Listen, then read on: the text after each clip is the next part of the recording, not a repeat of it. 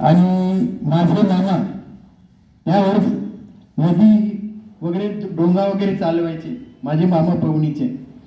त्यांच्याकडे फोटो होती महाराजांची पाण्यावरून नावाने ते डोंग्यावर बसून त्यांना एक करून फोटो त्यावेळेस होती, पण ती पाहिलं मी तिथं परंतु मला दिसलेली नाही.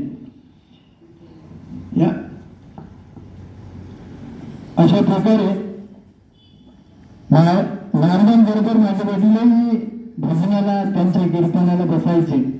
त्याचमुळे लहानपणापासूनच आम्हाला हा गंध आणि किंवा कागदला असताना ब्रह्मपुरीला सगळ्यां जाणी यांच्या येथे दररोज प्रार्थना व्हायची.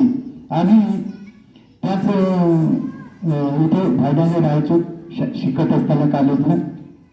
तर श्रीराम जाणी साहेब यांच्या इथे प्रार्थनेला दररोज जायचो आणि त्याच्यामुळे आणखी द्विगुणित झाली, आणखीन घट्ट त्यावेळेस पासून आम्ही आहोत.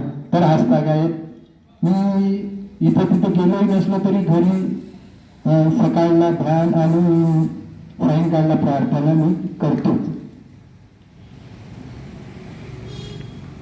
ठीक आहे, आपल्याला आपल्या जन्मदिनाच्या खूप खूप शुभेच्छा.